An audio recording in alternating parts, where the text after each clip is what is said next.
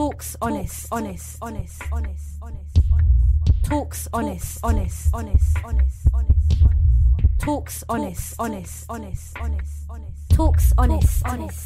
Talks honest. Hello and welcome to Talks Honest. You are tuned in to iLive Radio UK, changing the way you listen to radio. I'm your host, Miss Law, and this is a platform and an opportunity for you to discuss topics never spoken but often thought of. You can connect with us by contacting 0208 638 8503 or www.uk.iliveradio.com. What if we spoke honestly? What if we spoke honestly? What if we spoke honestly? What if we spoke honestly? What if we spoke honestly? What if we spoke honestly? Today's topic is food, and joining me on today's show is Miss Mode and Miss B. Afternoon, ladies. Good afternoon. Food is one of the most talked about topics because people just love to discuss what they eat. How true is that for you, ladies? That is so true. I'm always talking about food. I think it's because we need it. Without it, we're not here, are we? And I think for some, it's a passion. It's something that for most of us we enjoy. For some others, it can be for dietary reasons why they talk about it. Yeah. So food is any substance consumed to provide nutritional support to our organisms. Food is usually of plant, animal, fungal origins. It contains essential nutrients such as carbohydrates, fats, proteins, vitamins and minerals. So like you were saying, like food is nutritional, but not everyone gets that from food. You were going to say something, Miss B. What I was going to say was also food is associated with bringing people together. So family and friends, you get together, it's all about the food, enjoying the food that's cooked. I mean, you know, for some families, it's all about coming together and sharing something. So that people utilise food to bring togetherness, to bring a celebration. So when you say food that brings people together, is that people celebrating food, would you say? Or is that just something they use to bring themselves together? I think that is something that is used to put people together. So you want to have a dinner party, food is the main thing that we're eating. However, it's really about bringing the people together to eat the food. Okay. Does that make sense? Yeah. I would agree with that. Yeah, I would agree as well, yeah. A lot of people do utilise the fact that having a meal brings people together. Having a party and having food brings people together. So it has its pluses and its minuses. Yeah. Because it just means you have to have a full house of people every time you want to have a good set of food. Because I've also been to something which was like an online app where you could go out and eat in somebody's house, which was like a restaurant. Mm-hmm. And you get to meet different people from different backgrounds, different professions. So like I'm saying, it can be associated with family, but also just imagine that you live by yourself, you don't really have that many friends. It's also used as a socialising, something that can be used to socialise and get to know new people. Yeah, it's an opportunity to gather with other people that you don't necessarily know. Yeah. Would you say that a lot of people are foodies, or would you say that it's kind of hit or miss? I would say it's hit or miss for some, because you've got people who are passionate about food, where where it's come from, how it's made, how you prepare it, etc., than for someone else who just sees it, yeah, I'll have that, and then just eat. Like, you've got people who are into cooking, whether it's a chef or someone who's just passionate about cooking. They get to understand about, ingredients and stuff like that. You know what I mean? Flavors and what goes together. Right, yeah, what goes with what. Yeah. So it's like with your spices and stuff, you know what spice would go with, for example, if you was going to put it with red meat compared to what you would put with fish. Yeah. Do you know what I mean? Definitely true, Miss Mo, definitely true about that. So as individuals, what is your view or your perspective on food? Is food important to you? Yes, food is very important. Why? And I'm when I'm asking this, I'm asking you personally. Why is it important to you? One, I'm passionate about food, so I'm kind of foodie, and I kind of take time within my household. We come up with different menus, so we're not eating the same thing all the time. I've got an eclectic palate, so then I like to try stuff. I'm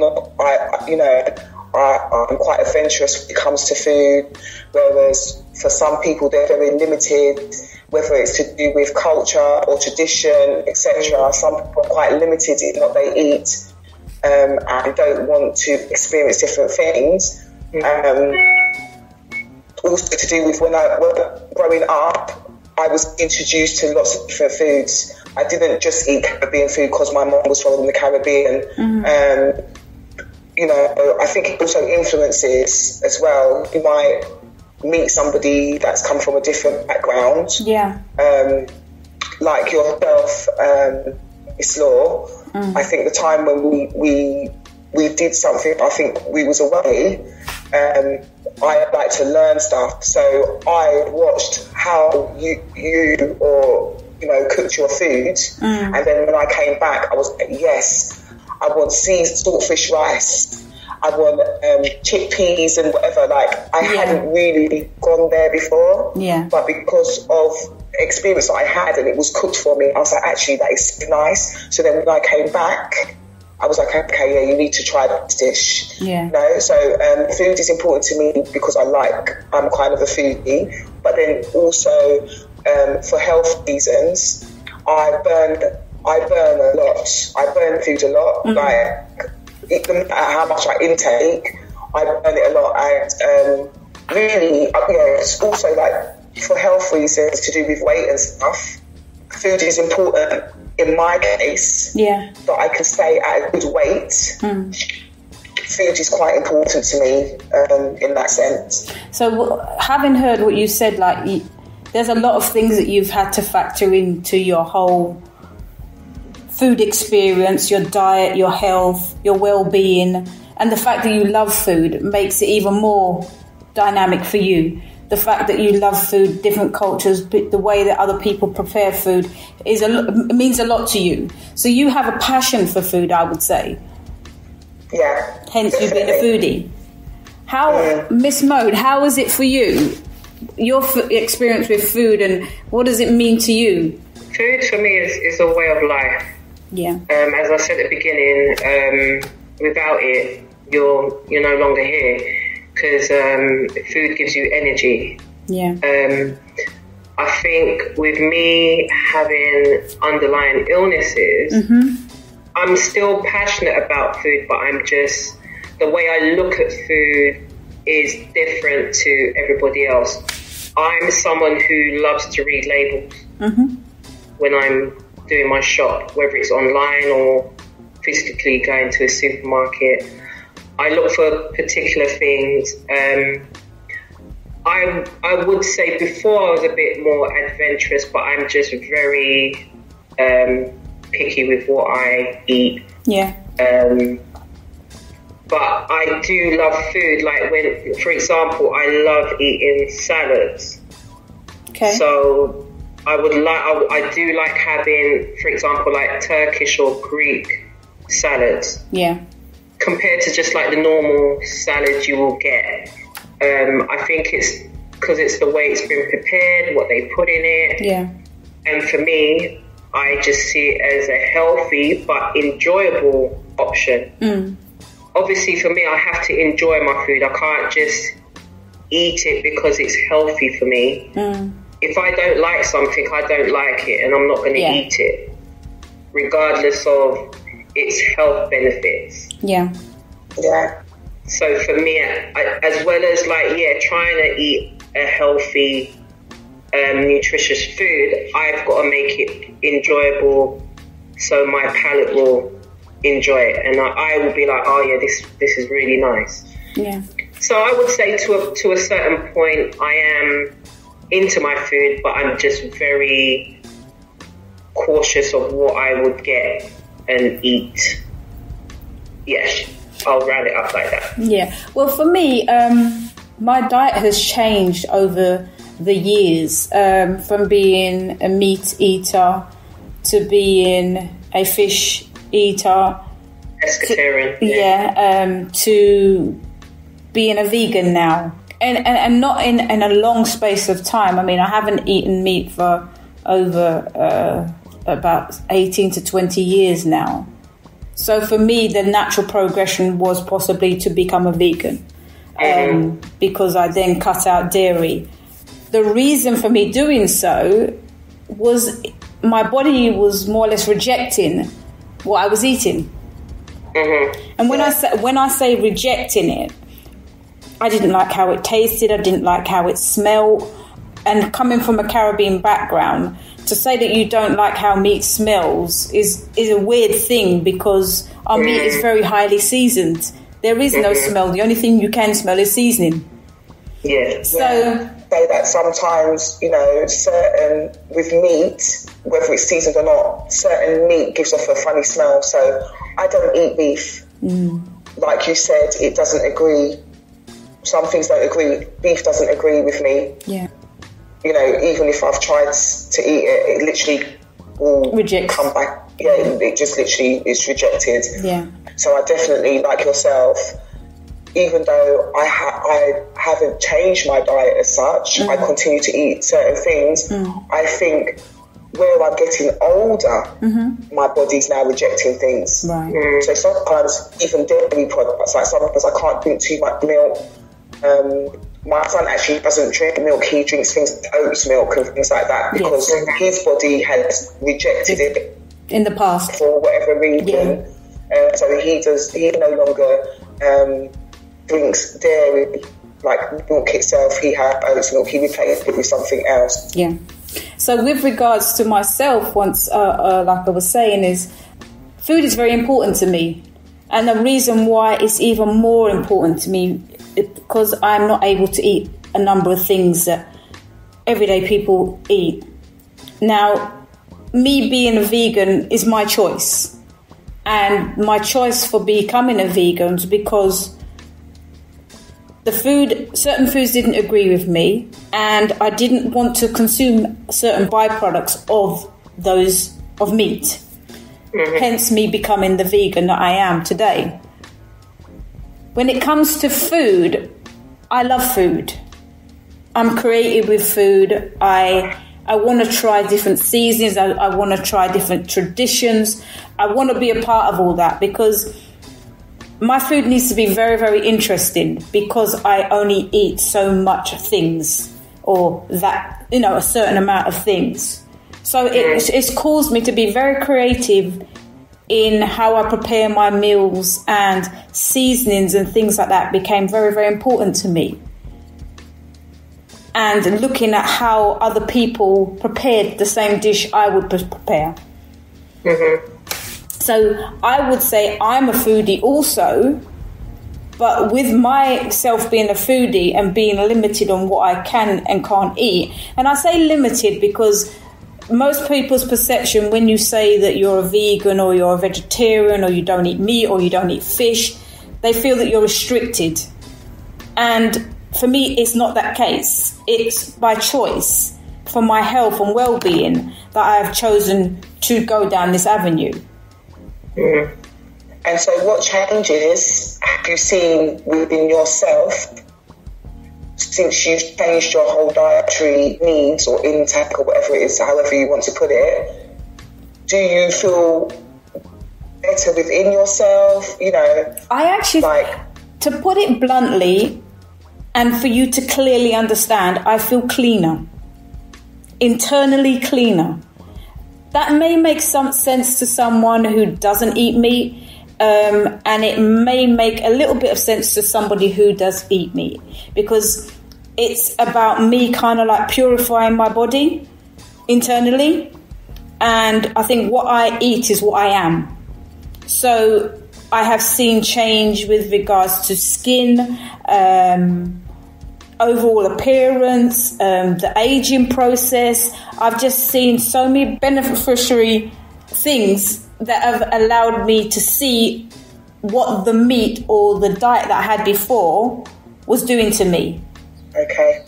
Yeah. How about yourselves? Myself, I eat what I like, if I'm honest. If I like it, I eat it. I have certain limits on certain things that I just don't eat, like I was saying, the beef, because I definitely know that doesn't agree with me. Mm-hmm. I do like to eat lots of vegetables though, and I've always eaten lots of vegetables, and fish is always in my diet. Mm-hmm. I haven't really, like yourself, looked at it in that much depth. I just really just enjoy eating food. And so I don't think I know a lot of people go through that transition of looking at what they eat, how it affects them and things like that. However, I don't believe that I'm kind of there. I mean, I've just stopped eating certain things just because I've just maybe gone off of it, not because I'm thinking, okay, this is going to be better for my health. Well, sorry, Miss, but I'm going to ask you the same question. For myself, mine wasn't really a matter of me just wanting to change. My body was rejecting foods fast. And I don't know what that was, but I listened to my body. And when my body was rejecting, I was cutting it out, literally. Yeah. I think that requires a lot of discipline, because at the end of the day, if you like lamb, and lamb shanks looking at you, you want that piece of lamb, right? Yeah, I'm definitely back down. If the lamb shank looks good, smells good, if I even taste a little bit of it and it tastes good, I'm sorry, I've got to eat the lamb. So yeah, I am very picky though, Miss Law. I am very picky.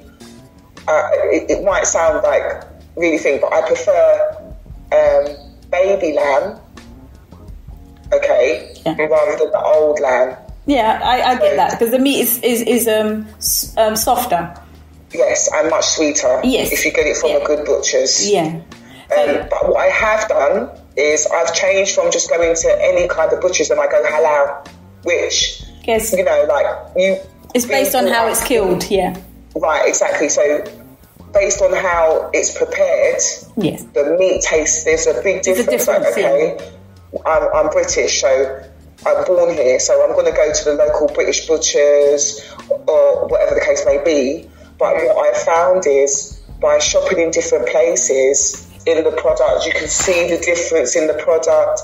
The cleanliness of it is much cleaner. I mean, there's so much difference in me going to a normal butcher's, which is not halal. So I've now swapped. I mean, I don't know if that makes any difference to the produce that you're eating, but for me, that makes a difference to the produce that I'm eating because of how it's prepared.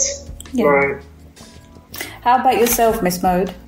I think for me personally, where people may change the way they eat is through either, as you said, something that doesn't agree with you, the body just keeps rejecting it, and then you just get fed up with eating the same thing. Like for me, yes, I used to eat meat, but I don't think initially me as a human being, I was meant to eat meat in the first place. Because when I look back at my childhood, I loved vegetables. Put a whole plate of vegetables and salad, I will eat it. I wouldn't eat cucumbers though, when I was that age.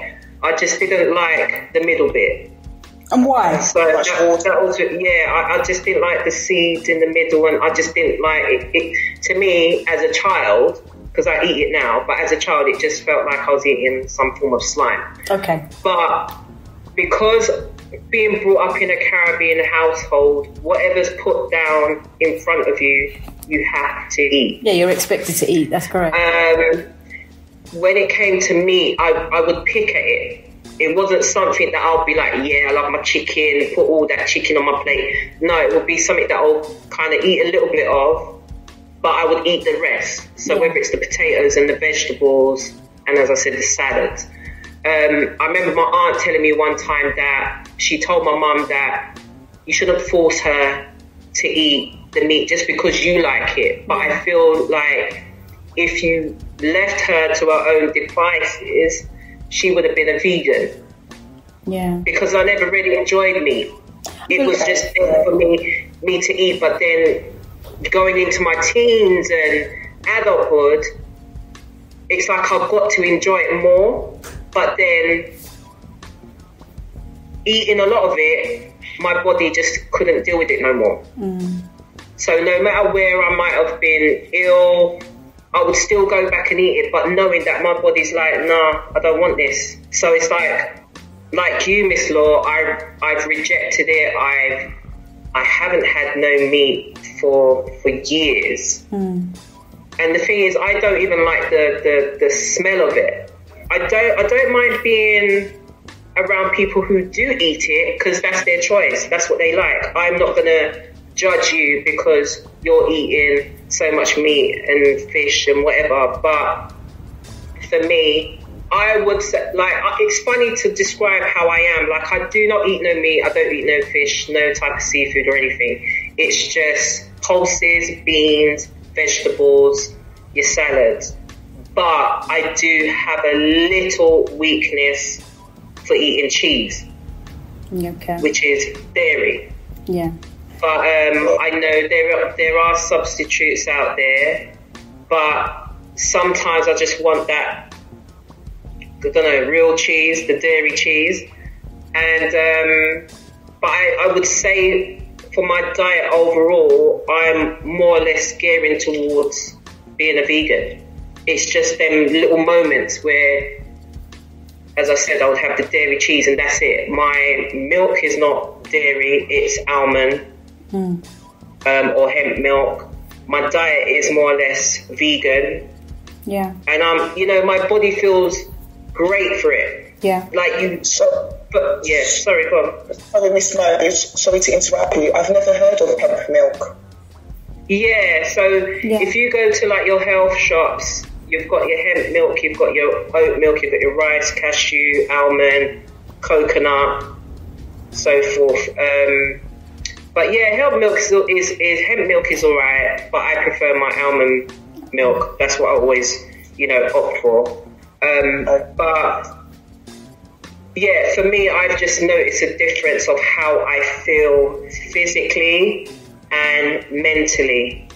I know for me, when I was eating meat and eating processed food and stuff like that, I would always feel sluggish and that what they call it, itis, all the time. And I'm like, why should I eat something and feel like I just want to sit down and go to sleep? To me, that doesn't sound right, because food is meant to give you energy. So true. Yeah. It's not meant to make you feel like you want to go sleep for like an hour and then you're good again. Like, it's not meant to do that. And then. But having said that, Miss Mode, most people feel that when they eat food and they feel that way, that's just the body reacting, as opposed to understanding that food is supposed to give you energy as opposed to make you feel tired, and not understand that maybe the food that they're eating is what's causing them to feel tired as opposed to energized. Right. And I learned that. I had to learn about that, and I think because we're in a world. So yeah, for me, as you're saying, yeah, there are people who feel by you feeling like that you're just, your way of saying, oh yeah, you feel good, you ate something really nice. But I think through me reading and understanding the human body itself and what the body requires, it's like I've learned more. And I'm like, well, yeah, you're right, you know, because it's like, why every time should I eat something, should I feel like that? I think the more you have to tailor your diet, the more understanding you get of food. And I say that because when you're someone who eats everything, you just eat everything. It's only when that everything or one of those everythings becomes an issue to you, then you start to question your diet. Am I getting enough, vegetables? Am I, is my diet balanced? Am I getting the right nutrients? It's only at the point of something going wrong that we actually say, oops, hold on a second, let me just have a look here. Oh, why is that making me feel that way? Every time I eat that, I feel like that. But then there are people who will just continue. Oh, I'm just, do you know what? Maybe it's something I drank, not thinking maybe it's something you keep on eating that's causing you to feel that way. And only when it becomes a problem is when you're forced to actually change your diet, then it becomes a reality. Oh, what I've been eating has actually been making me ill, or, doesn't agree with me. That people kind of stop and think, oh yeah, I need to change. I need to make change. Okay, which is true for some people. And another reason, I don't like to take medication like paracetamol and things like that. Okay, so what I've done personally myself, I've looked for or researched things which are anti-inflammatory. So I have lots of things like blueberries, raspberries, strawberries, certain things. So I don't have to take medication such as paracetamol, ibuprofen. I try to look for alternative remedies because before all these man-made things were put in place, we were Caribbeans. You go out to the garden, you get some booty. You got, if you want to do cleansing, you have some bitters. Yeah. Well, this is the thing about food.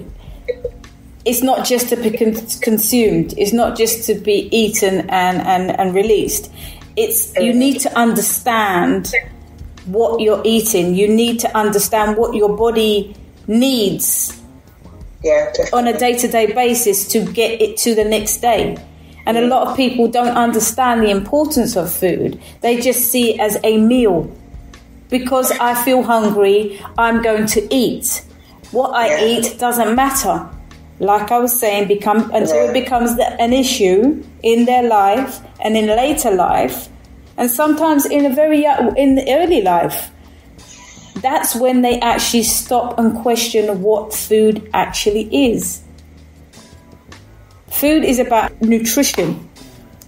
It's not about just feeling full. On the note of discussing being full, food means a lot to a lot of people, but food is not important to some people.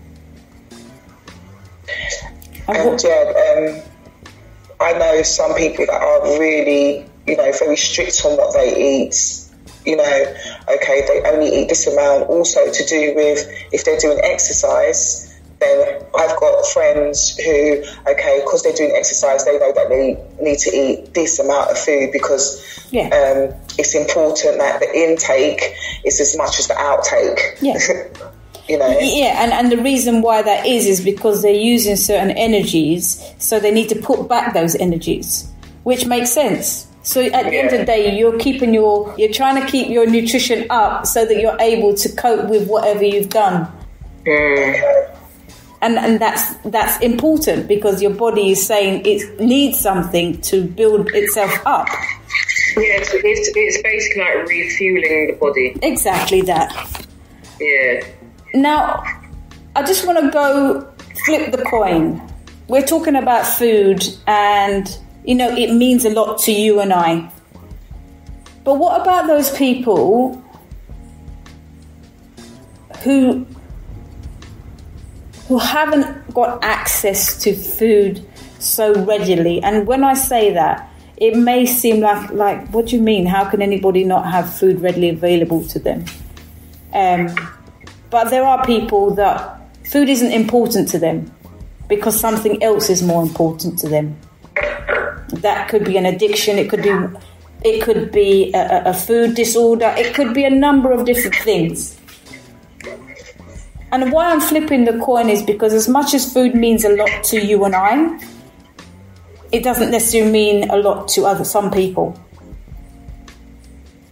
Now, we've talked about nutrition and we've talked about, you know, how food is prepared, and we like to prepare our food, we like to be creative. But what about those people who don't know how to cook? Well, I mean, sometimes it's not to do with that they don't want to cook. Some could be that maybe they don't have the confidence. Sometimes it could possibly be maybe they never had somebody there to show them what to do, and then lack the confidence to then go and do it themselves. It could be laziness, the fact that they just can't be bothered to do it. It could be they might be at a young age. For some young people, maybe they didn't have to be in the kitchen and watch their parents prepare things. Growing up for myself, there were certain chores or certain tasks that we had to do. So on Sunday, my mum had to go to work. In the morning, she'll say, okay, the peas are on the pot. You need to keep an eye on the water levels, make sure the peas that you get, you know. So those were little steps to teaching me how to cook. I just think there's some people that maybe don't have that access, as well as those people who choose or dislike cooking for whatever reason. Maybe they're not good at it. Maybe they can't afford to maybe cook every day, like how they go and cook every day. I mean, I think it depends on each individual circumstances, to be honest. Yeah, I agree, because it can be, you could have been raised in a household where food was always cooked for you and you didn't have to learn, or maybe that parent or guardian didn't feel you needed to learn to cook because it was always prepared for you all the time. I know for those from a Caribbean background, for most of us, especially for the women, young girls, we were taught at a young age to cook. I know for me, I learned to cook at the age of 7. Yeah. And it wasn't like to make pasta, it was like to cook an actual dinner, whether it was cooking a roast chicken or cooking stewed chicken or beef or lamb or something. I was taught at a young age to do that. I mean, I did find it interesting. I did enjoy learning, but I would say maybe for others, it was a chore. They probably felt, well, I'm a child, why am I learning to cook at such a young age? So would you say, due to probably cultural indifferences? I think the cultural differences for some plays quite a major part in the interest in cooking and not cooking.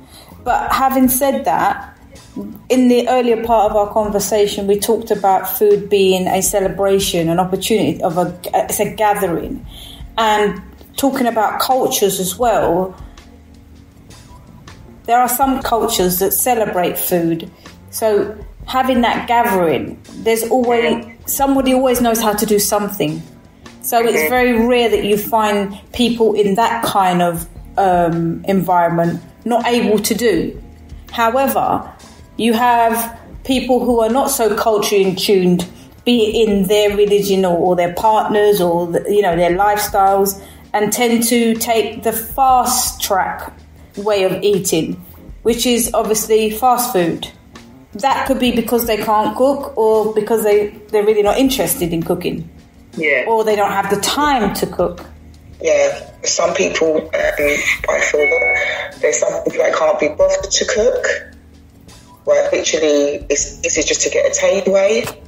And in this current climate, you know, there's still access to those kind of things. And, you know, I think everyone has a different kind of outlook into whether they want to cook or not, or if there's a necessity for them to do so. Because it could be that there's somebody in your household that can cook, and you need to cook. If that person's going to do all the cooking, I know of a married couple that the man does all the cooking. The lady that he's married to, she doesn't like cooking, she hates cooking, she does not cook. Okay, and so for some cultures, maybe men don't do the cooking. Traditions, which is so true. That's not the men's role. However, in certain cultures, if we base it on cultures, I know that, especially, I'm just to base it on the Caribbean. I think that some of the men can cook better than the women.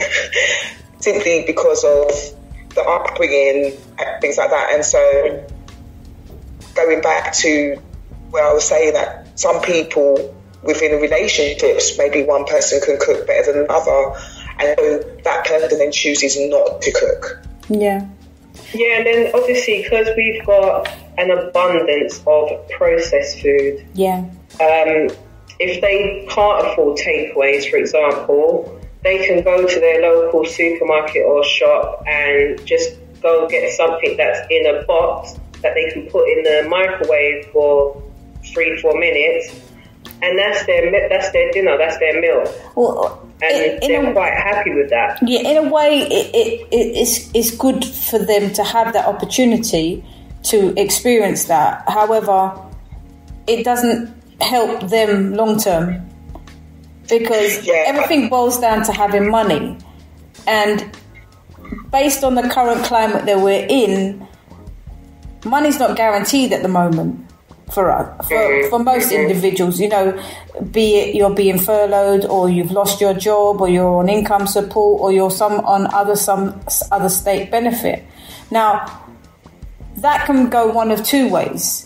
Food could become less important to you because you can't afford to buy it.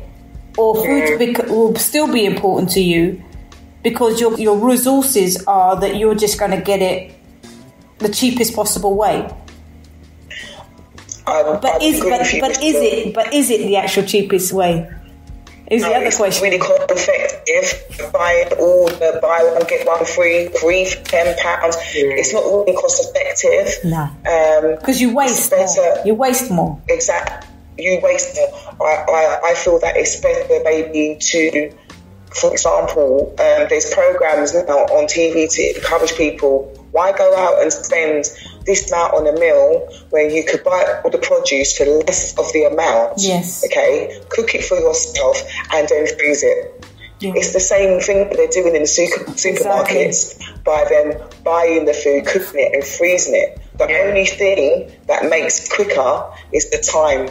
Yeah, that's right. It might be quicker just to put it in the oven. Yeah. Or, you know, if you haven't got the time to stand and cook a meal, or maybe you're totally exhausted, the only thing that I feel that it benefits is the time frame in which how long it takes you to cook a meal. However, nowadays, you know, you've got those people who are doing these things where I'll cook a meal in 30 minutes. So they're providing you with ingredients of a whole meal that you can cook in a short space of time. So for somebody that doesn't enjoy cooking, they've got that inspiration to find something. Yeah. Which I think is a good thing, because it helps people who may not be able to cook. Yeah. Can really rustle up something really nice that is nutritious and healthy for you. Yeah. And you know, at the end of the day, it's a learning curve for a lot of people. Obviously, being in the current climate we're in, and you know, being in a lockdown situation, you know, not able to do things the way that we are accustomed to doing it. It's about us changing the ways that we do things to make it work for us. So yes, it's nice to see that maybe people are learning a lot more when it comes to cooking now. You know, people are having to cook because they don't have what it takes to just go out and continue purchasing fast food or purchasing ready-made meals. You know, people are having to be creative, and people are thinking about their health because they're not able to go to gyms and take walks like they used to. So food I feel food is becoming more important to some of those it wasn't important to. Yeah, I think it has definitely inspired people to think about what they're cooking and what meals they're doing during this lockdown. For example, we came up in the first lockdown, because obviously we're now in the second or third, I can't even keep count. Yeah. We came up with a menu. So basically, we created new dishes. We stepped away from traditional or the usual things that we were cooking and came up with some new stuff, which meant that we were learning about new foods and just experiencing new foods and things like that. I think with this lockdown, it's taken some people back to basics, as in learning how to bake. Much needed. There was like a high volume of people buying flour, and flour just not being on the shelves because everybody's just gone on this bandwagon of, I've got to bake bread, I've got to bake rolls, or you know, they were just trying out things, and it was interesting to see that because obviously for some of us growing up, our grandparents or whatever used to bake bread and stuff like that, and we used to have homemade bread. But just to see that just happening because of this lockdown, and then now that you're introducing people to actually dabble into the whole thing of cooking, not saying you're going to do a nice spread of meal and different, you know, stuff, like you're just picking certain things, whether you decide to buy a cookbook or you've just seen something on TV and you're like, yo, I want to recreate that. Yeah. And I just went. Yeah, go ahead. Sorry, Miss Law. I just wanted to add to what Miss Mode was saying about people baking and stuff. And I also feel that the fact that children were now based at home, parents and carers were more inspired to kind of introduce children to food because they've got to try and find things for the kids to do. Why not bake? Why not cook? You know, cook something or bake something. And I think that was also the reason why there's been no flour or eggs, necessities to do baking and stuff in the shops. Yeah, I think it's the whole food thing and purchasing and, you know, of foods is really gonna change over this time. Because what were necessities for people COVID lockdown 1 are not necessities for them now, because now it's about survival and how best to keep the money you've got and how to save and how to buy productively, as opposed to just, I can just buy anything I want. And then after seeing so much waste, because obviously people buy in excessively and stuff like that, they've realised that I don't really need that. If I've got this simple thing, it's going to last me a lot longer than those multitude of things that I've been buying that I've had to throw away because their sell-by dates are up. Yeah. And I think that's why a lot of the food has gone to all these food banks. There's so much food in food banks that I don't know whether people know that they're there to access or not. But even in food banks, at the beginning, the food banks were great because there was lots of people that actually were so vulnerable they couldn't come out to get food. Yeah. and like you were saying, food has gone to waste. However, a lot of people have actually taken the food that they're no longer eating in their house, or which were still in date, to these food banks to help those which are vulnerable, maybe couldn't afford to buy all the foods that they wanted, or maybe they went to the store and it just wasn't available. You know, so I mean, I know you was talking about a lot of food going to waste, but I also feel that it's been put into other places like food banks, which are being distributed to those vulnerable people that can't leave the house, or are in fear of leaving their house because of this current circumstance. I think with this lockdown, I think it's shown a lot of people where we used to waste a lot of food. Exactly that. That how food is more important now than ever. And in the way of how you shop for things, and what is more important to have in your cupboards or in your fridge compared to just grabbing everything here, there, everywhere, and then you just end up chucking them away, as you said, because the sell-by date's up, and now that food's no longer good to eat anymore. And the thing is with that is when you're in a good position, you don't think about what you're shopping for. You just stick to what you're accustomed to shopping for. So you buy a certain item, you just buy that item because I may have run out of it. Now the coin has flipped. It's a matter of, do I need this item? Because that's to determine as to whether you're going to buy it or not, whether you need it. And it's also as well, you learn to, I think now, to budget. Yes. And where do you shop now compared to where you were shopping before? Because what you might get in one of the top 4 supermarkets that are at a certain price, you can go somewhere else and get it half that price. Indeed. It's interesting where there was a discussion about parents who have to feed young children and not necessarily can afford it. And then you have the likes of footballer Marcus Rashford, who had to basically come down on the government to be like, look, these children are going to be out of school for a while. Like, can't afford why you don't have these things in place so they can feed their child?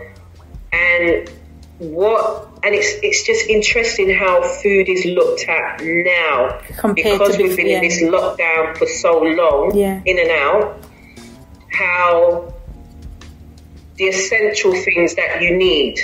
And it's really interesting you say that, Miss Modis, because people's values have somewhat changed now. You would be superficial and you'd be very, very, needy, but needy for the wrong things. Now people have recognised that there are a number of people that don't necessarily eat a meal in the day or have what it takes to be able to buy a meal. And key people such as children go to school to get a meal. Now, and that's their only meal. And that's their only meal. And them not being able to go to school is depriving them of that one meal. That one meal to a child. Now, we can sit here and talk about food and our preferences and how we do and how we don't do. But something so simple means so much to somebody. But on a day-to-day basis, people are throwing away food like it's nothing. Yes, we have the banks, but it's only a realisation now that we're actually talking about this, that you're factoring certain things in, that you're getting to the point where you think, oh my gosh, like a child goes to school just to be able to get that one meal for the day. And you have people choosing, refusing food all day long. Yeah, I don't.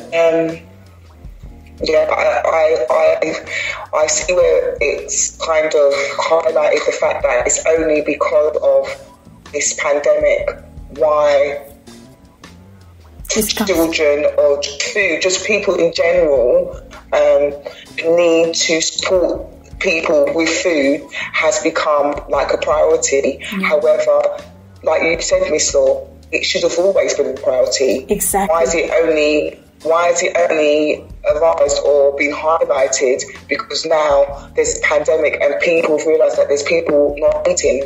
There's always been people not eating. Exactly. And to go back to the thing to do with the children coming to school to have a meal, like most of us are aware, all children who attend school are entitled to a free school meal. And so during the first lockdown, food, I mean, in places that I know, food that would be prepared was still being taken to those parents and families who we knew were on a low income. Yeah.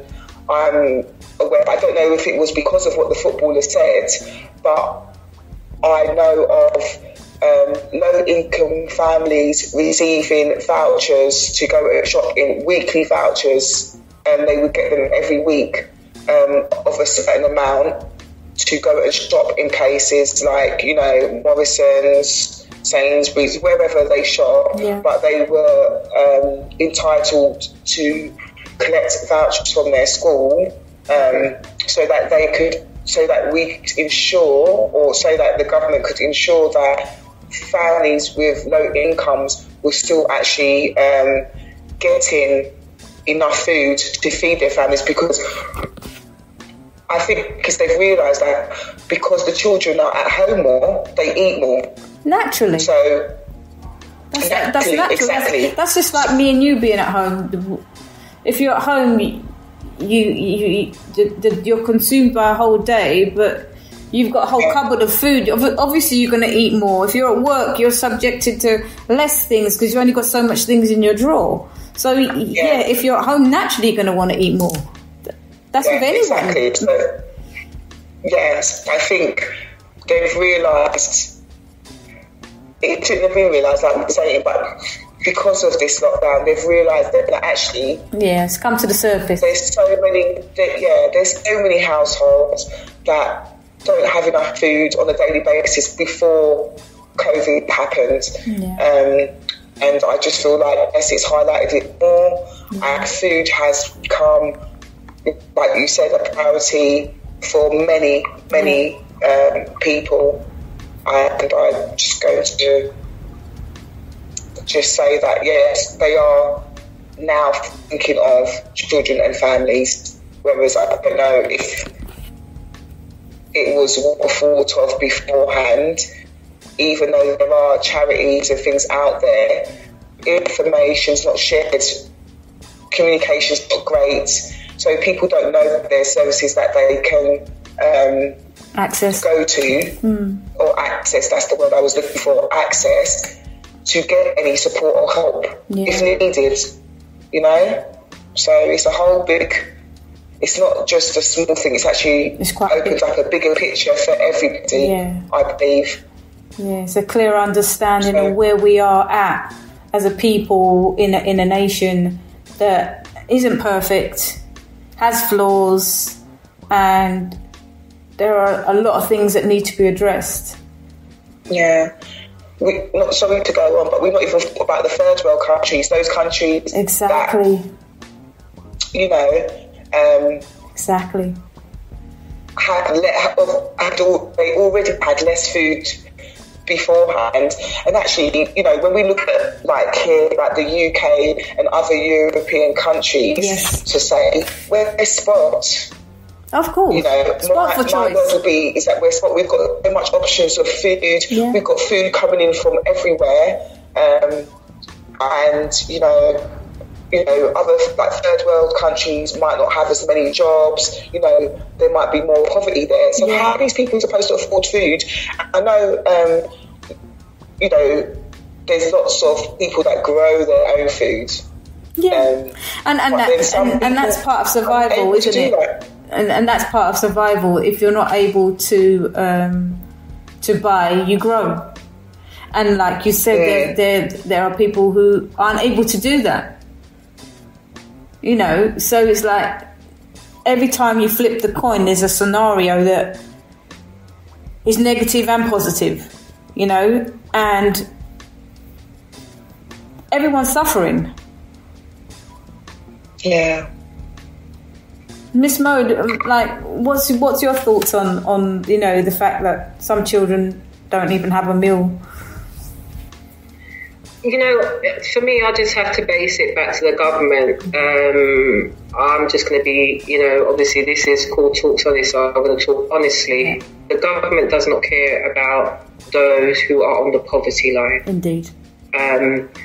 There's parents who have to make decisions whether to pay the electricity yes. or the rent over buying food for their children. And it shouldn't be that way.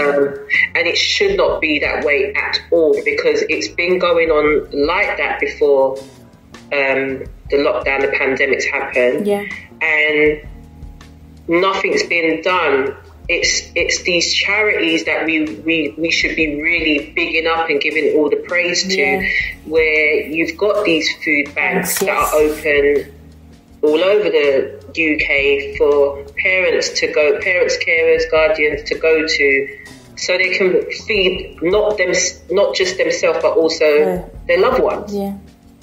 Like, for me, I'm very thankful that I can get up, go in the kitchen, and I can make something to eat without a care. Yeah.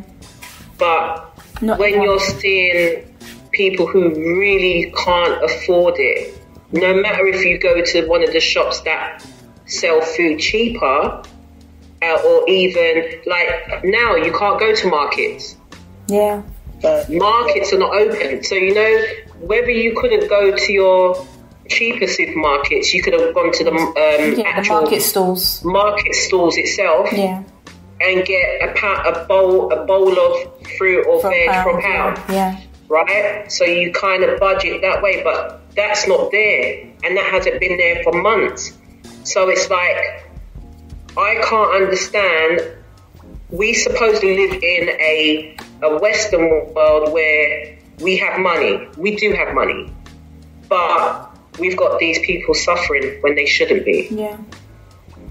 And it's just highlighted it more that we're in this pandemic. And it's like now it's being more talked about, and, you know, you've got the celebrities saying, well, yeah, this is not on. Why are these people suffering? And not just for parents and children, the elderly, the vulnerable. That's right. Or even just someone who just can't afford to do a weekly shop. And what do you think about the restaurants, the stores that are open? So, for example, Costa's, say, Manger, all those Tesco's and Morrison's before, you know, like when food was like, it was not being sold on that day, there was a lot of establishments which just threw the food away. And I was thinking, oh my God, but all that food is just going in a bag and just going to waste. They didn't actually think at that time about distributing it to the homeless or to those families below income. It literally has taken this pandemic for them to do that, and I just think that is just totally ridiculous. But that you've taken this, like Miss Mode said, with regards to the impoverished, they don't exist in the world. They are not important. So, I mean, these establishments have been throwing away food for years. However, there's always been people who are homeless, without food. You know, nothing's changed in the times. The only thing that's happened now is we're in a pandemic where certain things are being brought to the surface. They've always been there, happening. So for me, it's disgusting that an organisation would actually have food and physically throw it away, knowing that it's coming to the end of the day. You know it's coming to the end of the day. You may walk past a homeless person every day walking into work. You see that somebody needs, even if you were to take an item, one employee within that organisation take a sandwich, a drink, a packet of crisp out the door with them and give it to somebody on the way home who they saw who was homeless. They would have fed so many people. Most definitely. So when you think it on that scale, that's just a very small gesture. For an organisation to be throwing thousands of bits of food in a waste bin says a lot about that organisation. Should you be actually giving your money to that organisation is the question from me. Yeah. Yeah, but I think some people don't even think of it that way because, for one, I think some people may not know what happens to food when it's the day's up for it. Yeah. Where does it go? Yeah. Or some people it's just more just for themselves and they don't really care about that side of things. Exactly that. Going back to this whole lockdown thing, it's just shown a lot of things of how, as a human being or a human race, how selfish some people are. I'm going to put a question to you. If there's anything that you could do going forward, what would it be? Maybe I'll do it more. I've already supported somebody who's vulnerable, so I went to the food bank, I check in on them all the time. And Miss Mode, what's your thought process going forward? I echo what Miss B said, but I think food, as it's the topic in general, it's made me more aware of, for me, how grateful I am that I've got food. Yeah. But also thinking about those who don't have. So whether it's someone who's homeless and you see, as Miss B said, on a regular, get them a hot drink, a sandwich, packet of crisps, some, toiletries or something that they can just keep with them, even down to just hand sanitizer. Just these little small things, you know what I mean, which will be major for them to have. But it's just made me look at, food as a whole. Today you could have it, but tomorrow it could be all gone. And I think people have to be mindful. I have to be mindful. A lot of people have to be mindful of that. Today's subject was food. We've discussed many different aspects of food, and my thought process is there's always going to be someone out there who doesn't feel they need, don't think that they want anything. But when you offer that little bit of gratitude, or you give someone something that may seem so small, it can mean the world to them. It can just make them realise that they do actually exist in this life. We're in really testing times right now where we don't know what tomorrow brings, and we don't know what tomorrow holds. But as we cross different people's paths, when we see someone less fortunate or more needy than you may be, you need to reach out and just give a little. That could be an acknowledgement, it could be a drink, it could be clothing, it could be anything that could help them for the next day. It's important that we don't have this selfish mentality and this bad attitude of judging people's character or where they are in life. At the end of the day, everyone needs to be nourished. Think of them. Think whether they have had a meal for the day. Think whether they've had a drink for the day. Think whether that meal that you're giving them could make them feel so much better. Just give them that little bit of strength to just do something different. I'm going to take this opportunity to thank you for listening to today's show. Good night and God bless. What if we spoke honestly? What if we spoke honestly? What if we spoke honestly? What if we spoke honestly? What if we spoke honestly? What if we spoke honestly? What if we spoke honestly?